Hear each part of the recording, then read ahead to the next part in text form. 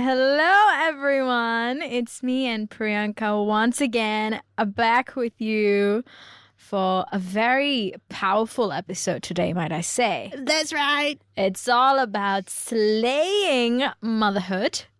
And although me and Priyanka are not mothers ourselves, I do think that we have to talk about our own mothers in this episode, our relationship with our own mothers and how it has made us into the women we are today. So it might be a bit of an emotional episode, I have to say.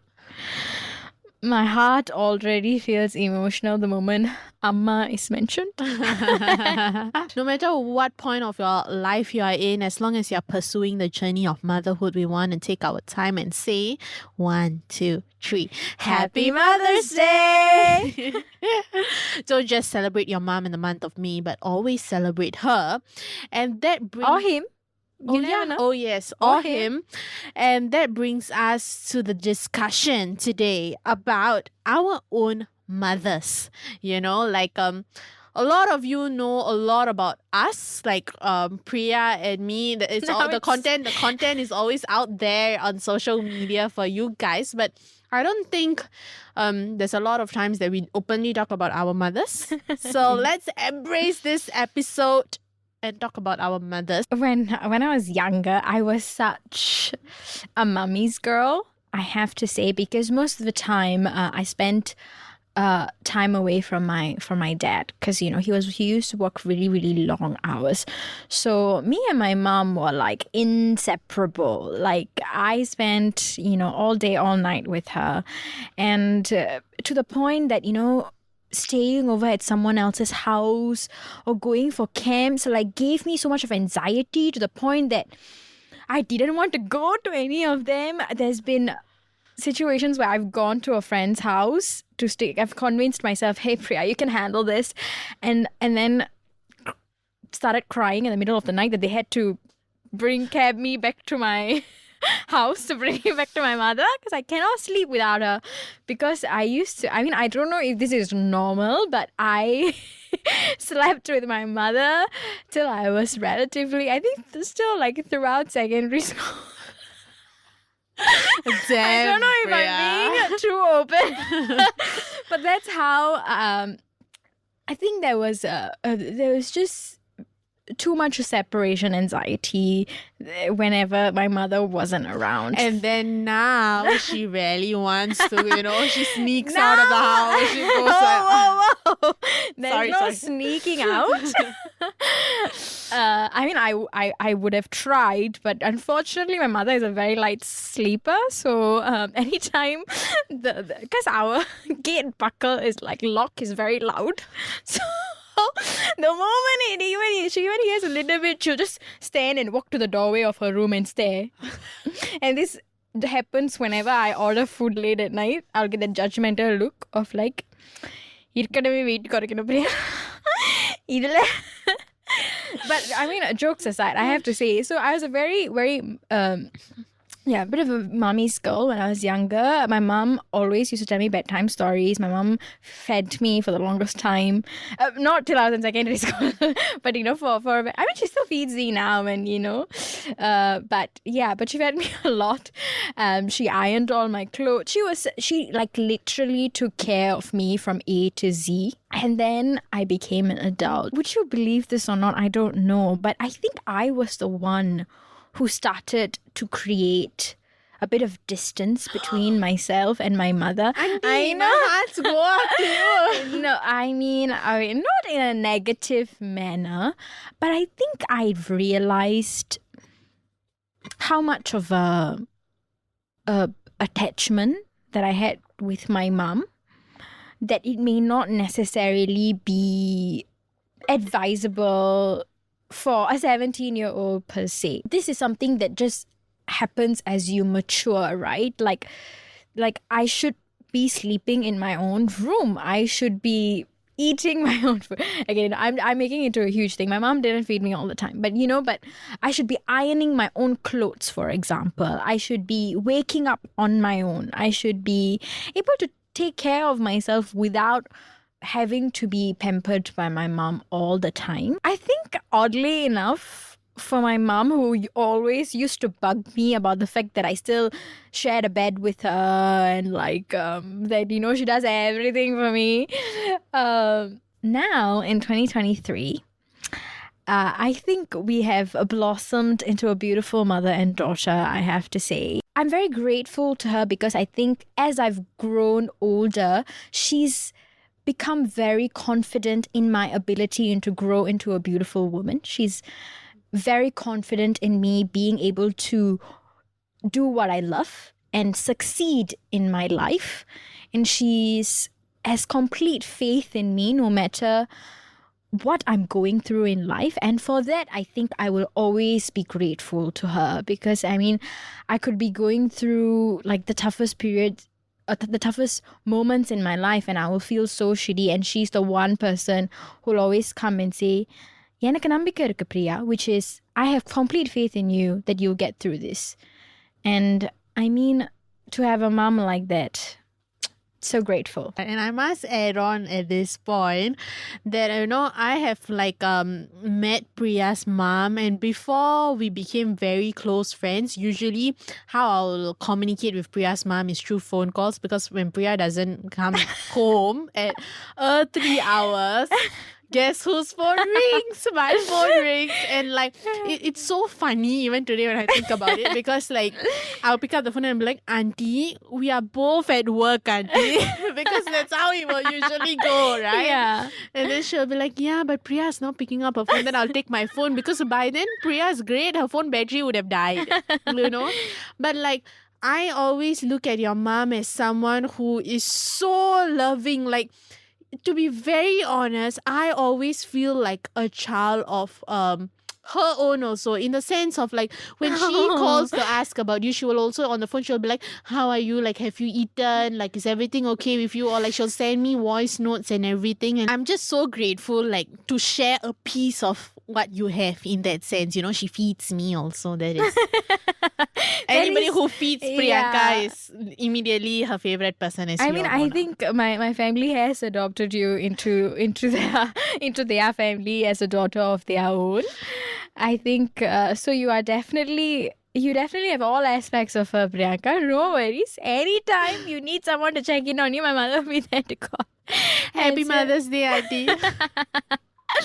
But let me put the question back to you. What was your mother like when you were younger versus to today? When you were sharing about how you used to leave your friend's house and come back home, and I think I've told you this before, that this is why we are friends, Priya, because the exact same thing used to happen to me. I would go for camps, and then my mom will get the call. It's Priyanka is saying that she's not feeling well, you need to come. There was once, I'm not kidding, they came all the way to Changi to fetch me from a camp because I faked it that I was not feeling well. But the truth was, I was hella homesick. I wanted my mom, And it came to the extent that it was so bad. I wouldn't go for camps. I wouldn't go to stayovers in my house was never allowed as a kid. I'm not allowed to stay over at my friend's house, so that option is out. But I know that any time required for me to stay over, even in my cousin's house, I called my mom, and I remember my brother was so angry because it was about 3 a.m. They drove all the way down. There was a party at East Coast this time round, family gathering, and they drove all the way down because I said I want to stay over, and I couldn't stay without my mother. So they came. And then there was once I was hospitalized, and my mom was like, that's it. Because she was so tired of taking care of me that she was like, you know what, Priyanka, you have to learn. And she just left me at the hospital. I mean, this might sound cruel, but I told you she was a tiger mom. She was like, you have to learn this. And she just walked out. That was the first time ever in my life in a hospital sleeping by myself. And that's when I was thinking, I was like, shit lah. At least last time in camps, you have your friends and everything. Now in a hospital, I look around, I was like, there's no many other doctors and nurses, but it helped. You see, that's why she's a tiger mom, because after that, I went for all my school camps. I started begging her, can I go and stay at a staycation with my friend? Look at you now. So, I was born as a kid and everything. My mom was always my everything. I can still remember times that she used to work very late at night. and I will wait for her. I will never ever go to bed without her walking. Like, because my mom is a working mom. So, and I remember there were a lot of tough times also in the fact of like, I always envied mothers who send their kids to school. Because I always felt like growing up, I never had that with my mom. My mom will never ever be able to send me to school. Excursion, I'll always ask her and she'll be like, yeah, but we need to go to work, So like I always had that like longing, but she always ensured that like she gave it her all the moment she stepped inside the house, right? Till she goes to bed, it's her time will be with me. Even while she's eating or everything, she will never make me feel like I don't have enough of her in my life. So that was how it was younger days. And I always call her a tiger mom because when it comes to grades, you cannot mess like with her. She's very strict in terms of like studies wise. And I think for the longest of time, I always carried that like annoyance in me. Like, why can't you be like chill like other parents? And only as I started to grow up, I got to know that, okay, because my mom got married when she was very young. When she was only 18 years old. Right. And she got married. So as like all these things, you can't tell a child, right? At like 7 or 8. But as I grew up and all these stories like were being shared with me, and that's when I realized that now I know why she was so harsh, because like the things that she couldn't achieve, or she wanted a better lifestyle, she wants to ensure that I have it for myself, right? But like what you say, we all grow up. So as much as how like I always want my mom's attention, I always want her to be with me, there did come a stage whereby like we had a rift. And I think you will know it, right, much better than anybody. It was when I was going to pursue my degree. I badly wanted to take a gap year, and she was extremely against me taking a gap year for myself because, like I said, tiger parenting is like no, studies always first. And the thing about my mom, which is hard to argue, is she never ever makes any decisions for me in every other aspect of my life. But when it comes to studies, it has always been like, you have to sit down and talk about it.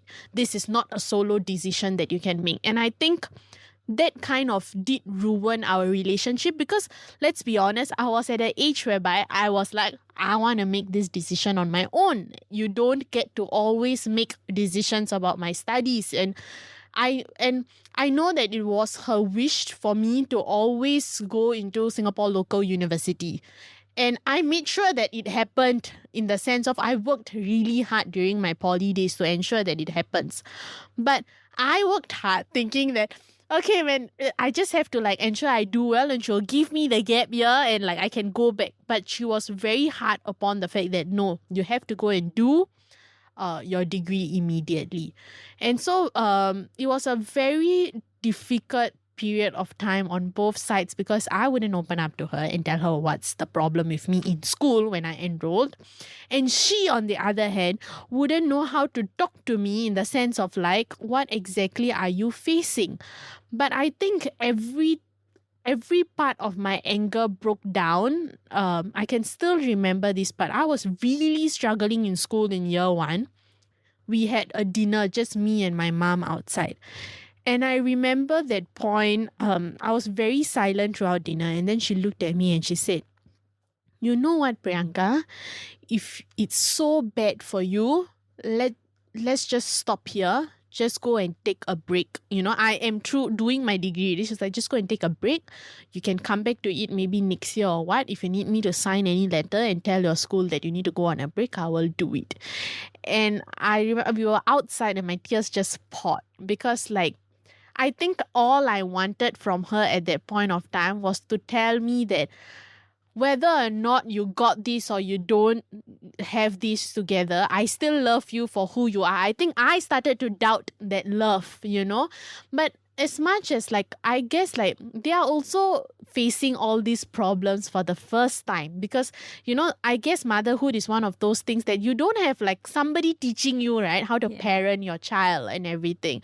And I'm so glad today when I look back today in the position that I'm seated in, it's nice to know that we had the problems that we had the fights that we had the arguments that we had. My mother and I are so close, but without a doubt, we still fight. We still argue. There are things that we don't agree upon. And today, I feel like I'm able to have such an open conversation with my mom, almost about anything and everything that happens in my life. And like, I'm so thankful to that, because working in the media industry especially, I have learned, like what you say, right? We come back home at ungodly hours, you know? The things that we choose to do in our life is like very different.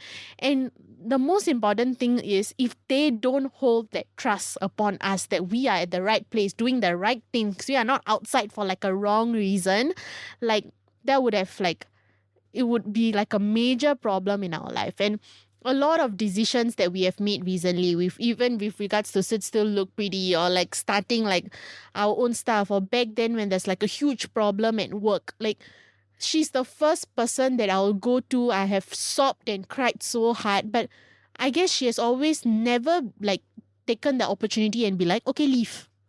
Okay, give up. You know, she's always that woman that always spur me on and be like, no, this made you cry, go back and fight harder, go back and try this thing one more time. And you know, like, she's really someone that I think now I've really grown into someone who have so much more than love. I really feel that one thing that I hold for my mom is so much of respect. And I also just take this moment to share my love for your mom because I think ever since me and Priyanka have become like really close, we've been introduced to each other's families as well. The timing in which your mom has entered into my life and the conversations that we have is something that I didn't have. Your mom has since then become a person who is an advisor in my life, I have to say. I think anytime she's aware that I'm going through a tough time in my life, or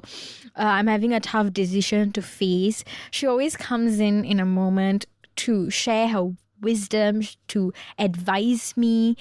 I feel like I'm so grateful for, because I've never had that, you know, that black and white, straightforward, you know, like, Priya, you should consider doing this, or like, you know, sometimes you have to toughen up and face the situations that you're in, or you know, all these kind of advices that tiger mom advice. I didn't, mother. Yeah, I didn't necessarily have it, and I'm so grateful for it, because I know that when I do make my final decision, and I think I've shared this with you before, I'll always, when I'm like, once I've made my final decision, you know, there's a certain group of people who deserve to know what they are, and one of them is Priyanka, of course. So when we're on the phone, I'll tell you, I have to tell you the reason why I've come to this decision partly is because of what your mom told me. Can you imagine Priyanka? how annoying it is for me? I'll be like, what on earth? Like, so everything that I said overrules, because my mother would have said something that is completely 360 different, and she would have warned me. No, I think there's a certain wisdom that comes with, I think, the life that your mom has lived. Like you said, she got married very young, and she has dedicated her life to make sure you do not have, you know, certain opportunities that are forced upon you, that you get to live a life that is your own, that you desire. And I feel like I get to experience a part of that dedication through her advices to me. And I really, really hold them very close to heart. And I really do, you know, take them into consideration and think upon them. And it does affect my decision making, because I think she makes very good pointers. She's a very wise woman, and I'm so grateful. Thank you so much, Auntie, and happy Mother's Day. She also feeds me, by the way. I have to say, I think both our mothers love feeding each other. That's right. And she's a great cook, and I love her food. But I have to ask you, you brought up the fact how your mom is a housewife, and like she came here and everything, right? All this taken into like count. What is one very big sacrifice that will always stand against time for you? It is what it is. It's the fact that my mom left her life so that I can live mine. My mom moved here when I was 3 or 4 years old, probably very young. I started my education here in primary school. So you can imagine, I'm 23 now. So it has been a long time that we've lived here. This is not something that I look at with any like negativity, but I do look at it with the sense of like longing for her, is the fact that she does not speak English. She understands it to a certain level, but even then, it's not 100%, and she does not speak English, and she's not working. She's a full-time housewife. So it's not like she can go out and make friends. She doesn't have like her girlfriends. She doesn't have somebody she can call up to like rent. We do have relatives here from my mom's side of the family who we always like, we visit, we go for all the family functions, we check up on, and sure, but I'm sure there's some part of her that would like to have her own life outside of being a wife, being a mother. I hear phone conversations of her having a call with her mom, who is well on, reaching her 70s, who is losing weight, who's going through, like, she's aging, right? So she's facing a lot of illness that comes with aging. And my pati, who I've, grown up with, my grandmother, but it's her mom. And when she hears her mom going, "Oh, I'm unwell," it's not like she can take a cab to go and make sure she's okay. It's like she has to wait for the annual vacation that we have, or the vacation that we have like every 2-3 years. And now with COVID being in the picture, it's like pretty much non-existent. And she continues to make that choice every day that she remains here. And for that, I have so much of respect, because most of her life is just within the four walls of the house, me, my older brother, and my father. And she has devoted her life to us three. We are living, in an age of like women being independent and living the life that they've desired. And even when you talk about your mom, it's the same like earning that I feel for them, where during the time when our mums were teenagers and students, pursuing a degree is all a big thing. It's not something that, comes easy, provided easily to a woman in a household, because their life is technically decided for them, that once you've come of age, you're going to get married, and that will be your life as a wife and a mother. That is what's going to happen. But her family gave her the choice of pursuing a degree. She completed her degree, and her life just worked out in a way that she is now a full-time housewife. I don't think I've ever sat down and asked my mother if she ever regrets that decision, because I think a part of me is afraid of the answer. My mom's love has been everything to me in my darkest moments. So I don't know if I want to know an answer, but I mean, I'm sure it'll I'll come to it at some point. We've talked a lot about our mums and our relationships. Now, to commemorate Mother's Day, is there a special message that you have for her? Oh, okay, I'll try to make this short and sweet. But Mummy, I know when this is coming out, I won't be next to you. I feel like I'm going to cry soon. But this will officially be the first Mother's Day ever in 2023 that like I'm not with you. I know how much our family celebrates birthdays and like Mother's Days and everything. It's so hard to even record this right now, but I want you to know that no matter how far away I am from you, I'm always thinking about you. There will never ever, I'm gonna cry. There will never ever be a time that you're not in my head and you're not in my heart. I carry you at every point in my life, every time. You are not my best friend, but you are more of like my soul. My entire being will always rest upon you. So I wish you a wonderful Mother's Day as you enjoy the food and the love of Akane and the little ones all around you. Do not be emotional on Mother's Day. because I want you to know that I'm a very strong girl because I have a very strong woman in my life. So happy Mother's Day. Enjoy Mother's Day. I will miss you so much and I would love you so much. It's my turn. Let's go. The pressure. But I think I would like to say this message in Tamil. நான் கஷ்டப்படும் போது வருத்தப்படும் போது நான் அழுவும் போது போற ஆள் என் அம்மா தான். ஏன்னா அவங்க கொடுக்குற ஆதரவு வந்து வேற யாருக்கிட்டையும் கண்டுபிடிக்க முடியாது. ஸோ அதனால அம்மா எனக்காக நீங்கள் எவ்வளவோ கொடுத்துருக்கீங்க. அதில் பாதி கொடுத்தா கூட நான் வந்து என்னுடைய கடமையை அடைஞ்சிடுவேன்னு நான் நினைக்கிறேன். எனக்கு நீங்கன்னா ரொம்ப ரொம்ப பிடிக்கும். இந்த அன்னையர் தினத்தை நான் உங்க கூட சேர்ந்து கொண்டாட வெயிட் பண்ணிட்டு இருக்கேன். நான் வளர்ற பிள்ளையா இருந்தாலும் நான் என்னோட வாழ்க்கையை தொடங்க ஆரம்பிச்சிட்டாலும் நான் உங்களை எப்போதுமே மறக்க மாட்டேன். I love you. Aww. Happy Mother's Day. I'm so glad to have like ensured to still look pretty gives out a Mother's Day special episode. And with that said, we need to move on. I think we should before I start crying. All right, everybody. Now we're moving on to segment 3, which is the segment that everybody looks forward to the most, I think. And we have a very juicy guest for you here today.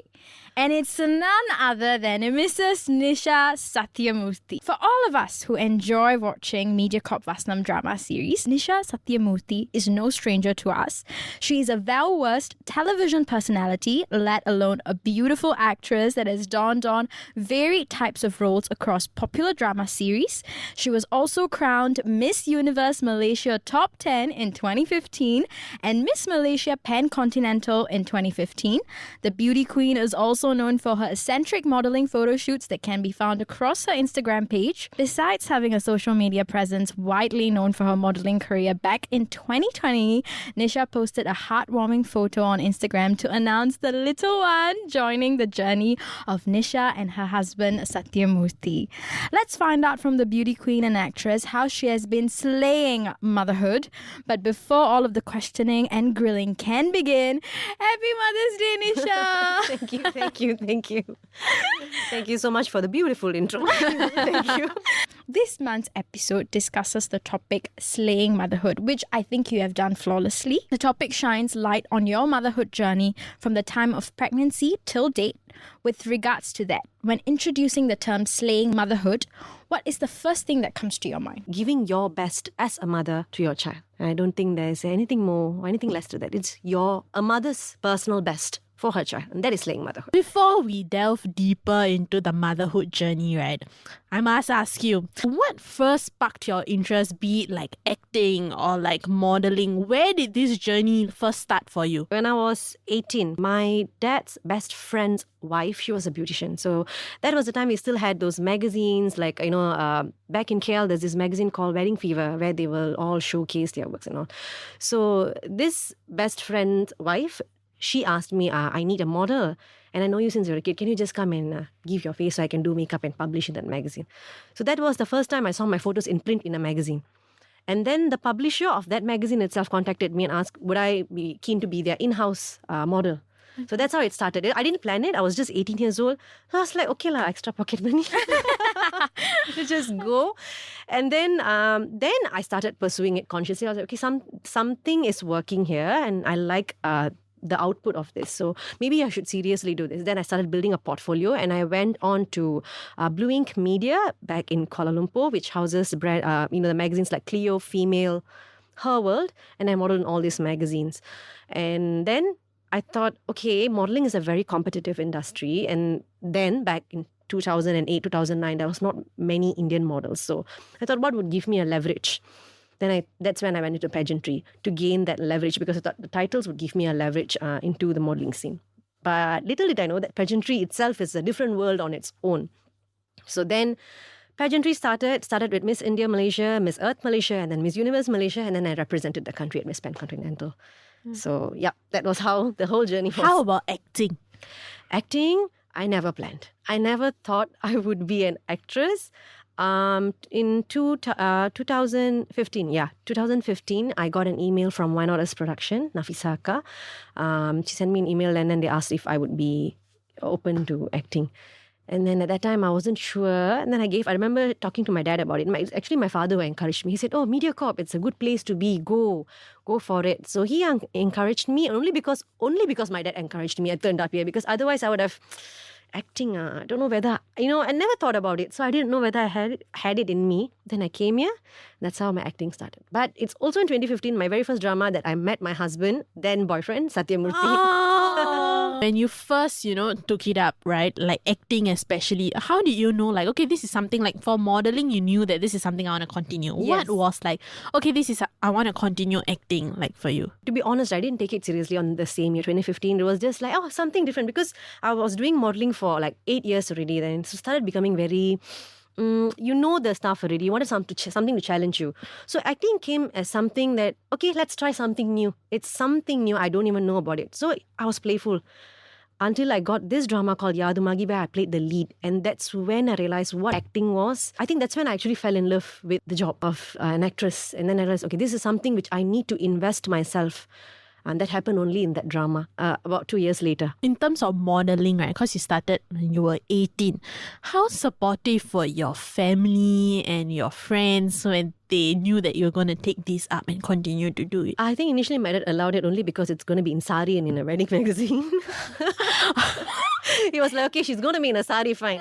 Then when I was going to, like I said, the other magazine, like Her World, Lieu and everything, the only deal was, like with Indian parents, they are very afraid of people will talk and all that. So that was the same problem with my parents. And the only deal was, nobody should come and tell me anything bad. And if that doesn't come, then you can do what you want. So that was the deal.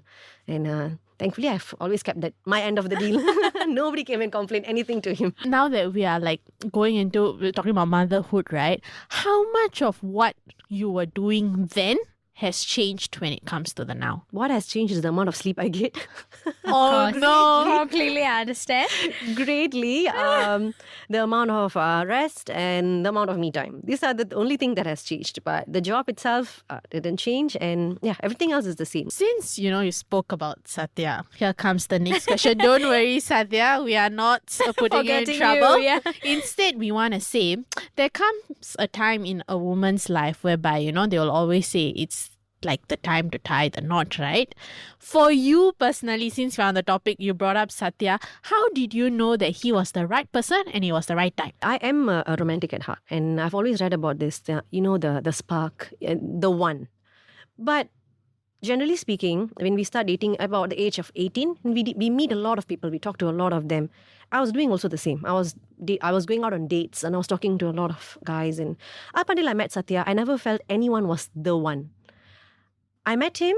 A few times I knew that he was a very good guy. He was very decent. And then on another shoot where it was in India, and we spent about 1.5 months together, daily just looking at him, and watching him closely. Then I started feeling like this is the one I've been looking for. We all will have this idea of the ideal man in our head for our life partner, right? He almost ticked all of the boxes for me. So I knew that, okay, he's the one, and I'm the one who pursued him after that. A go-getter right here. I think we have to officially kickstart your journey into motherhood. What was your first reaction when you realized that you were indeed pregnant? I was overjoyed because right after we tied the knot, we were ready to be pregnant. It was like when it's going to happen. So I was just like waiting for it every month. And finally, when the test became positive, I was really happy. It was what I wanted. What was Satya's reaction? Okay, so it was early in the morning. I woke up earlier. I actually got a dream. It was so funny and strange that I had a dream. Okay. Like I'm checking like a pregnancy test and I'm pregnant. I had a dream that morning.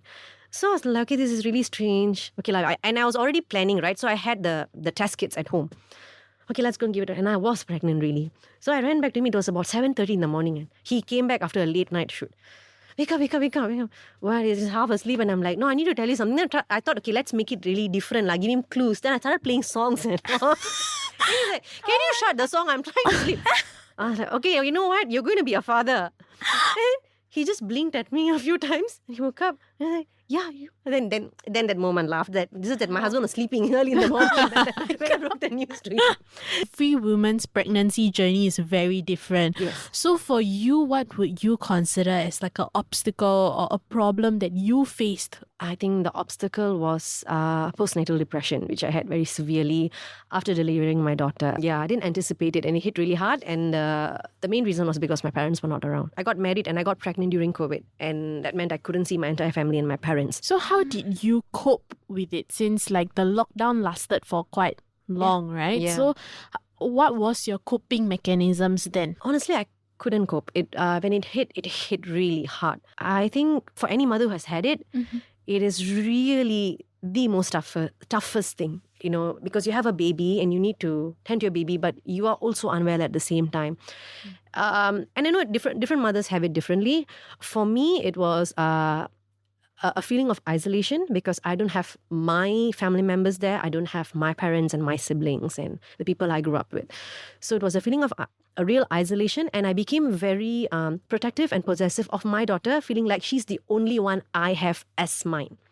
So that happened when I first delivered her, and it was a lot of emotional struggle. There was some suicidal thoughts. The only person who stood by me and catered to me and brought me out of it was truly Satya. And I am always so grateful for him. Always so grateful for that. A lot of times, the portrayal of pregnancy and the journeys, we always talk about the joys of having a baby, becoming a mother. But I think what you've talked about, Nisha, I think is very important. I think a lot of people deserve to hear it, and I think you deserve to say it. I know personally, like a number of people in my life who are much older than me, and this is something that they have been through. And sometimes when they open up and share with me, they will always say that like, I wished I knew about this earlier. I wished I read up about this earlier. You can never be prepared for depression, let alone postnatal depression. You'll think you can read up all you want, but you will not know the magnitude of it until it hits you. What's more important is I think the people around the mother, the people around the family, they should be willing to help and cater what the mother needs, not what they think the mother needs. That's two different things. We always think that, okay, a new mother would need this, and this kind of help. But like you said, every mother is different. They each have their own needs. So I think it's important to ask the mother itself, how can I help you? What could help you? And if it is, for example, if it's space, then give her that space. That would help. If she needs people around her, be around her. Whatever which would help the person. I think for postnatal depression, it's important for the people around, the family, the husband, and the family around to help the mother. It's been difficult to talk about it because, like I said, it hit me really hard, right? So there was a lot of time that I will always break down and cry. So I think finally I have healed from it and took a really long time. My daughter is going to be almost 2 years old. You think that, it's just the first few months, but no. Sometimes it stretches even beyond that. So finally I'm in a place that I'm able to talk about it. And yes, I also want mothers and families who are going to have a new mother in their house to know that this is a real and serious thing which happens.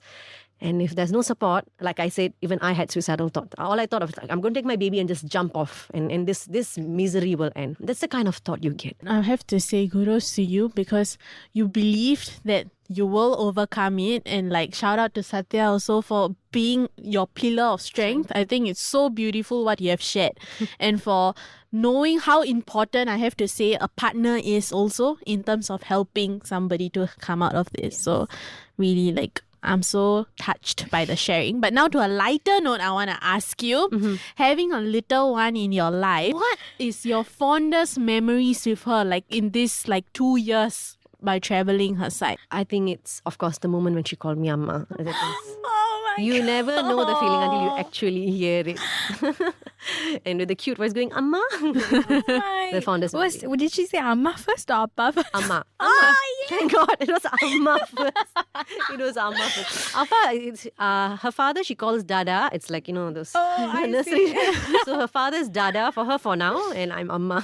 So cute. How do you think motherhood has evolved for you? And with the experiences that you have, like how has it shaped you into the person you are today? I've said this a few times on my social media. I say it with a caption to my daughter, like, the moment I birthed her, I was born again. And it truly is that. I became a different person the moment I was out of the labor room. It has changed my perspective, my priorities, my everything. It has completely changed me. Everything now, any thought, any decision is always with Naumika, my daughter, first in mind. And then everything else, it can be work, it can be traveling, it can be all of that. And love, when you talk about love, I personally feel you don't know love as well until you become a mother. It's my take on it, because what happens in the labor room is really magical when you hold this tiny being for the first time. So many things changes inside you. That moment of seeing this human being which you have had in your womb, I can't put it. I'm actually struggling for the right words. And that moment will change any woman, and I think that's what makes a mother. Really, really like a rewiring happens in your brain, and everything just shifts. Is there anything that you would like to give yourself a pat on the shoulder so far in your journey of motherhood? All the new mothers who did it during COVID completely alone, I pat on myself and I pat you on your back also. It's not easy because there's completely no help. Satya was at that time busy shooting, so he was on sets. And I was with the baby round the clock, alone at home. No helper, no parents, no adults. So, even simple things like going to the loo was a trouble because of course I can't leave the baby alone. So I'll have to carry her and go to the loo. Showering, eating, everything is with the baby. So I'm sure a lot of mums had gone through this situation I'm talking about during COVID, because all of them were stranded alone with a baby. Good job, Nisha. Good job, all mothers during COVID. What is one quote in life that you would want to give your little princess? One that she should always remember, no matter how old she grows up to be. It can be a quote, a line, a phrase, up to you. It's actually what I live by. It's a phrase from a Tamil song. So it's in Tamil. Okay. Mun vaitha kaalai naan pin vaikka maten. You only move forward and never You don't back. look back. You don't look back. When you move forward, you don't look back. And that's what I live by. And that's what I will tell my daughter, that believe that whatever you have decided or whatever has happened for its best, and don't regret. Because everything happens for a reason. Don't look back. If you have moved forward with a choice, with a decision, don't go back on that. Move forward. Always move forward. That's what I live by, and that's what I'll tell her. Please send our warmest regard to your little princess. I will. Oh, and Satya as well. Oh, yes, definitely. He's going to come after us if we don't mention him. But thank you so much, Nisha, for joining us on Sit Still Look Pretty. Thank you so much for I having me. think you've talked about a very, very important part of a woman's life when she chooses to take on motherhood. We've had a wonderful conversations with you, and I think the answers that you've given, I think I found myself not being able to talk most of the time because I'm just like intently listening to everything you're saying, and I feel so moved by the way you talk, the way you present yourself. I'm very, very excited for other people to listen to this episode, and we are so grateful that you chose to come down and have this chat with us. Thank you so much for having me. Really, I really had a good time. Here's our closing note for this month, of which it's the quote of the month by Brooke Hampton. Hopefully I'm pronouncing it correctly. But it says, speak to your children as if they are the wisest, kindest, most beautiful and magical humans on earth. For what they believe in would be what they will become. With that, I want to say that we have come to the end of this episode. We will catch you with another guest and a new cup of tea in the next episode. This is Priya And Priyanka. on Sit Still Look Pretty, 'cause girl, you're more than a quick gaze.